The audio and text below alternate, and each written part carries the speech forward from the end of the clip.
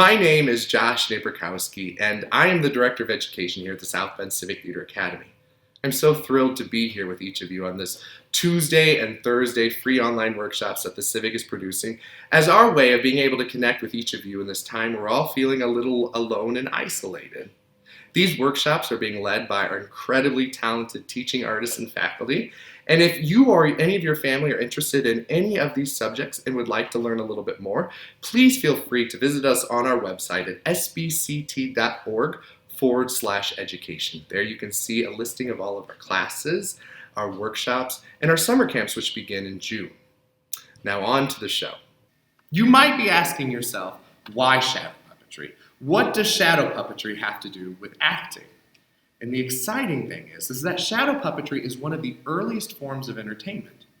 Not only that, it takes very few items to make really dynamic stories using just light and shadow. So today, we're going to work together to help you to produce your very own dynamic shows on your own, using all found items that you might find at your house. So join me as we first learn about a little bit of history of how shadow puppetry got started.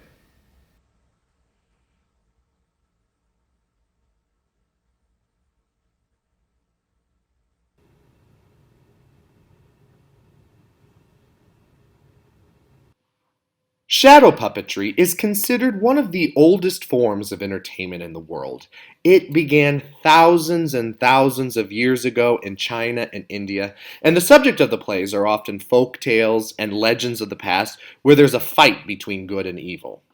Shadow puppetry, though, began to see a resurgence in the 1800s when the art of cutting out silhouettes of paper began fashionable, as paper was more commonplace within the household. By 1926, the very first full-length animated film, The Adventures of Prince Ahmed, was produced just using shadow puppetry. Traditional shadow puppets are flat and made of leather, made of the hide of animal skin. Areas within the puppet are then punched out with sharp knives, and these areas can suggest facial features and help also define clothing. The puppets are made from separate pieces and joined together with wire or string or even sometimes fish line. They are controlled by long rods and move behind a white translucent screen made from either paper or cloth. A lamp on the puppeteer's side of the stage provides the light. The audience, on the other side, sees the moving shadows in the cutout areas within the figures allow light to shine through, thus producing the show. Modern shadow puppets may be made combining a variety of materials including paper, plastic, wood, cloth, feathers, dried plants, or found objects ranging from any scarves or kitchen utensils. Any found object that you can find within the household can become a puppet. I have a couple examples of some shadow puppet scenes that I would like you to take a look at. The first is a traditional Japanese fable.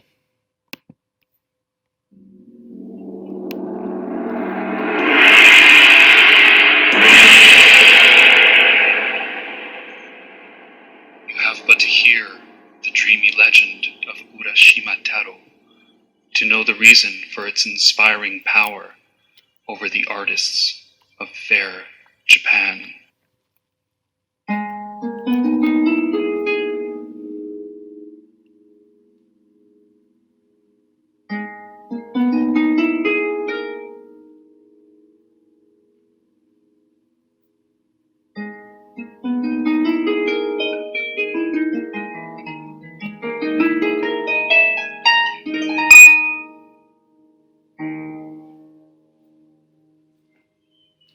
On one of the Dragon Isle's balmiest days, when soft spring breezes floated listlessly over land and sea, a humble fisher lad, Urashima Taro by name, left his native shores, intent on luring some prize from the laughing waters.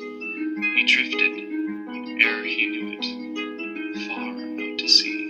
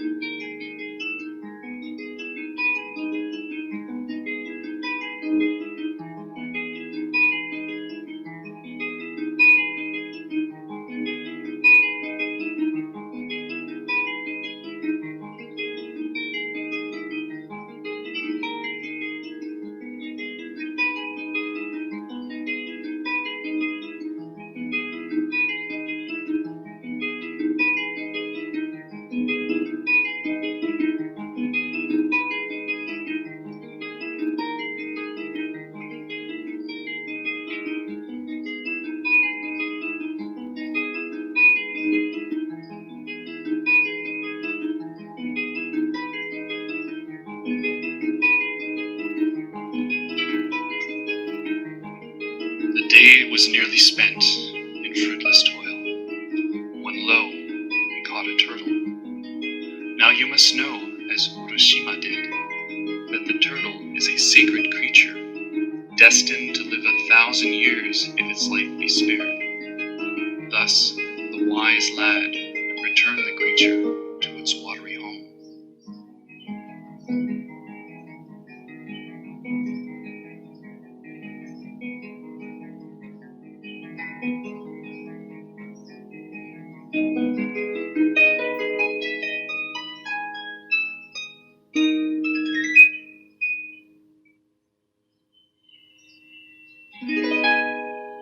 The boat glided on, but naught did he find.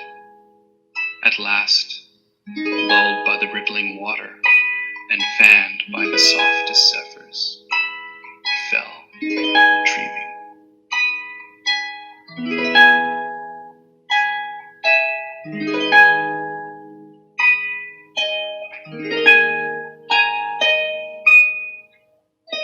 And then it was that the fair daughter of the dragon appeared to him in the form of a beautiful maiden, radiant in the sunset glow that belongs only to those of the palace of the great sea god.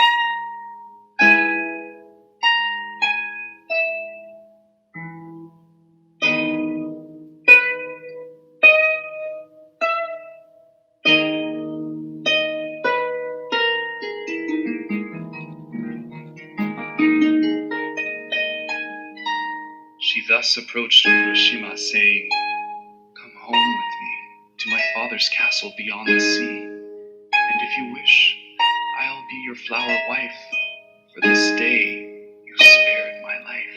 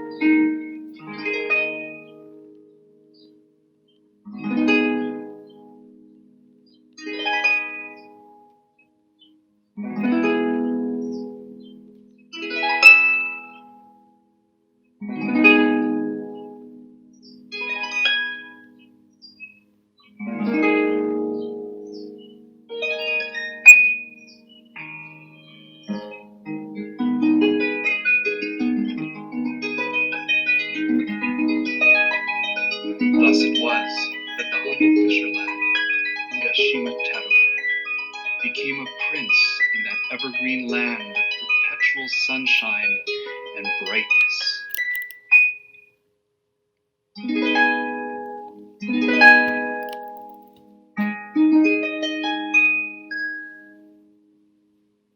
And yet, in Urashima's heart, there was a great darkness. Try as he might, he could not forget the memory of his boyhood home that he had left but a few years before. So one fair day he said to the dragon's daughter, "I would go to my father and mother, if but for a moment's time. After one fond look at the dear ones, I will come again to thee and my palace beyond the sea." The princess was greatly saddened at the words of Urashima, but she granted his wish, first giving him a casket that would protect him from all harms, provided that it was not opened. Then came the parting, and ere long he was on his way with a gladdened spirit and a lightened heart. At last he arrived. But the village of his youth was no longer as he remembered it. His father's home was no more. The people whom he met were strange in features and in dress. Even the fields, once roved by his childish feet, were gone.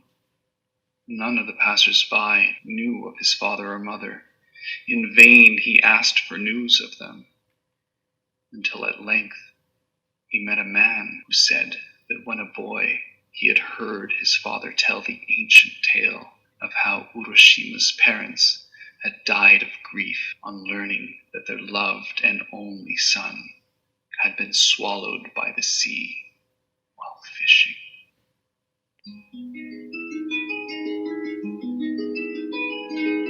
Then Urashima knew that he had been in a fairyland living a charmed existence.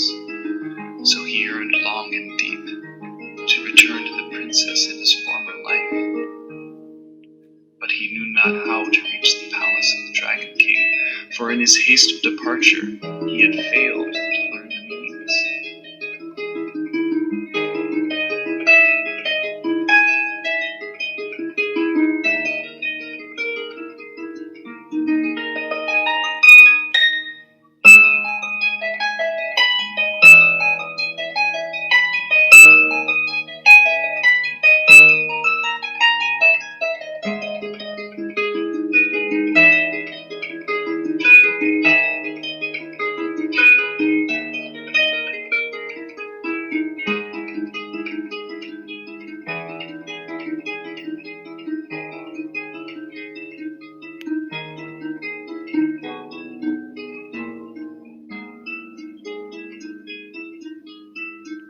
At last, in desperation, Urashima thought of the box, the precious talisman the princess had given him.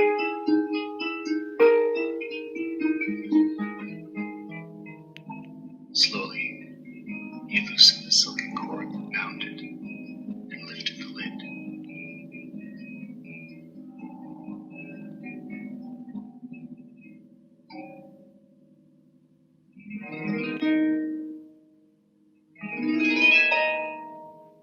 Out came a monstrous cloud, the very elixir of life and everlasting youth.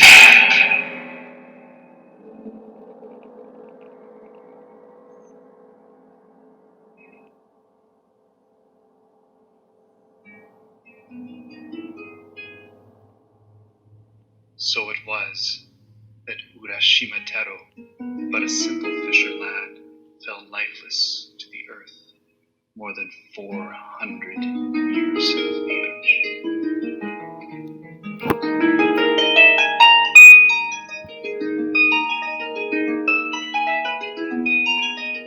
Okay, so with that, you see the traditional fable style approach to the shadow puppet. Now let's go on to an example of the. This is a trailer for The Adventures of Prince Ahmed, which again was that very first animated um, full-length feature film, all done using shadow puppetry.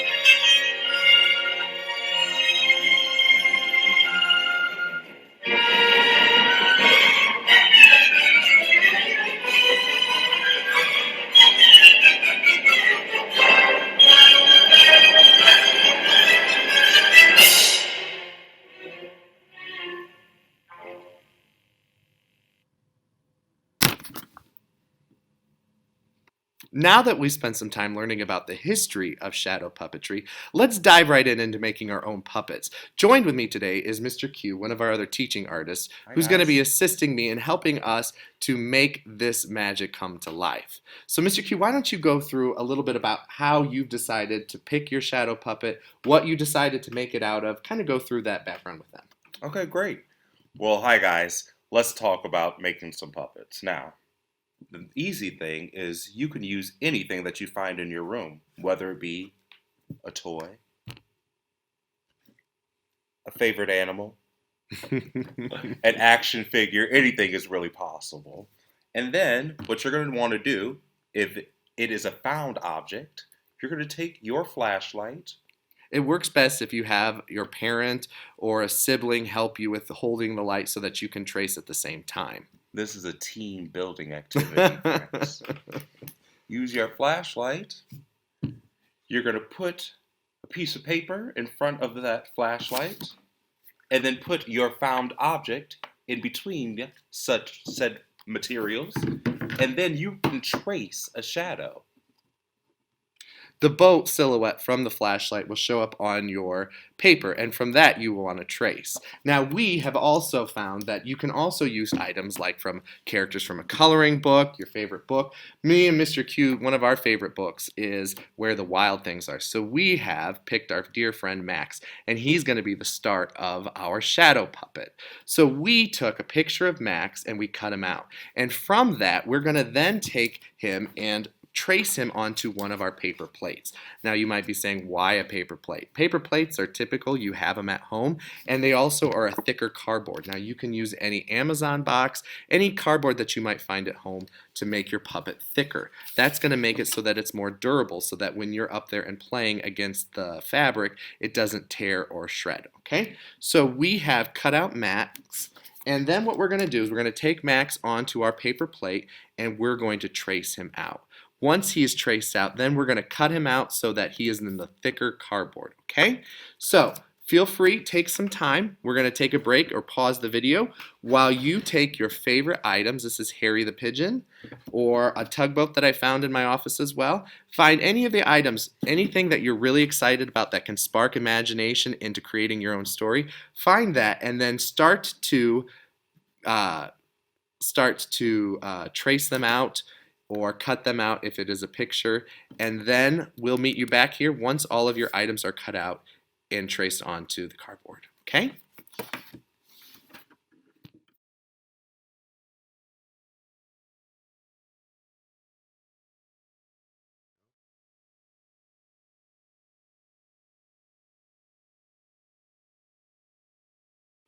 Welcome back.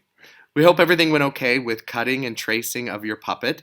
And now we're on to the next piece, which is the movement of the character. And that is a piece that we call in theater gesture. A gesture is the movement of an actor, either with their arms, their heads, their legs. And that movement can help the audience to understand what the actor is thinking or what they're feeling or what they're going to do next. So our puppets, because they don't have words, we have to use just by physical showing you. So we want to find the character's movement that helps tell the story. In this character here, this is the cook from a play we produced a couple seasons ago called Harriet the Spy. And in this moment, the cook comes in and she's very upset at Harriet. Harriet has done something terrible and the cook is fed up. So we wanted to take both arms and use both arms to show a really strong and dominant gesture towards Harriet. So we connected both arms. Even though they're both separate, they're both connected with a piece of wire here, so that when you move one, both move together in a very upward and striking manner. What we're going to do now is we're going to talk about how to use gesture and identify it in your own puppet. So Mr. Q is going to take Max and show you how he creates the gesture out of Max's cutout. So, here's my good friend Max, and this is where we are now. This is the part that we traced out on that paper plate. Now, we're going to take the most important part, whatever part is special to you, for our purposes here, it's going to be Max's tail. We're going to cut off of his tail, preserving the rest of his body. So when you cut off the part that you're going to use for the gesture, you want to make sure that there's enough spot in order for you to connect whatever the piece that's going to move to the actual puppet. You So, want to have that overlap there. so as you can see, Mr. Q cut off the tail here, but what you're going to want to do is take this piece and retrace it onto another paper plate so that what you end up with is a little bit longer here where the tail will actually connect to the puppet. So that there, the brad or the wire or the string or whatever can then go through there and connect through to both the puppet as well. You said you just had another one, Trace? Yeah, so this is the final product. So on here you can see I've already got the wire. I used with here a bamboo stick or a skewer. You can find a stick outside. You could eat popsicles and use the popsicle sticks to use with the puppet. But you need something long and skinny so that you can connect it to the puppet. And all I did was use a little bit of tape and tape it right to the back. Okay, then I took what's called this bracket here. You can use, again, string, yarn, fishing line, if your dad has some in his tackle box, anything that you can find that's going to keep the two pieces together and small enough. And then what you're going to do is you're going to put it through both pieces after you puncture just a little bit of hole to connect the tail to the body so that when Max is moving, sorry, I'm trying to work out the camera. When Max is moving and he's upset, he can move his tail, whip it back and forth, right?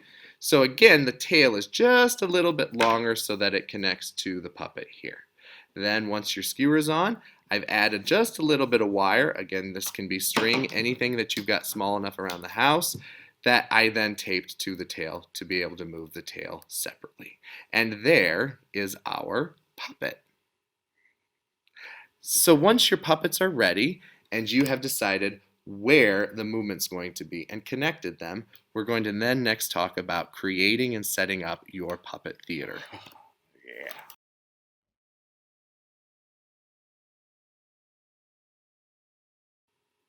All right, now that our puppets are built and are moving, we're ready to talk about the puppet theater. And the puppet theater is really easy to build. All of the items I'll guarantee you probably already have at home. These items are, there's just two really. One is the screen. The screen can be something as simple as a white sheet, a white tablecloth, a clear plastic bag, really anything that is what we call translucent. And translucent means that the light can shine from behind so that the shadow puppets create shadows on this so that when the audience is watching from their perspective, they see the shadows moving. This, in theater, is what we call the fourth wall. And the fourth wall is, again, that imaginary wall between the actors and the audience. And in this case, it is our screen. The second item that you're going to need is your light source. For our light source, we have something really simple as a desk lamp. We're in the office, so we had this sitting around, so that works perfectly for our light source. You could also use a table lamp. If your parents, or talk to your parents about taking the shade off the top of the table lamp, and that works perfectly as well. If your puppet theater is as small as the one that Mr. Q is going to show you how to build, you can also use something as simple as a flashlight. So Mr. Q, why don't you talk to us about how you built your miniature puppet theater? All right, so what you're going to do first is you're going to take a shoebox. A shoebox is because it's easier because you don't have to cut this top part off. Now, on the inside, you see I've cut a big old hole. That hole is just small enough for this normal size piece of 8 by 11 paper. That is not as big as this hole. That's important because you're going to want to have something to hide your hand and all your other characters with.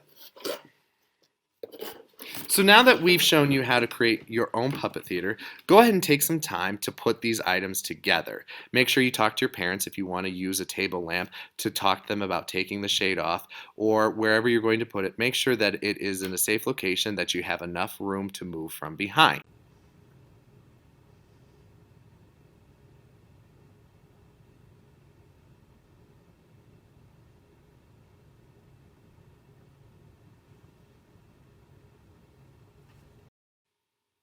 Now that your puppet theaters are built and your puppets are cut and moving, it's time to put all the pieces together. You have all the tools. Now it's time to use your imagination and make really interesting dynamic stories. You can see we've added just a few items to help fill in the location with a lamp as well as a table. These are items we found online in clip art as well as a magazine. You can cut them out and then just go ahead and tape them right up to the screen. The only thing left to do then, of course, is have as much fun as you can in creating your own puppet theater. Again, we thank you so much for spending some time with us. We hope this was useful. If you are enjoyed what you saw today, again, feel free to sign up for some of our online classes, workshops, and summer camps coming up by visiting us again on sbct.org/education. I'm Josh, and that's Mr. Q, and we hope you stay safe and that we'll see you again real soon. Bye-bye.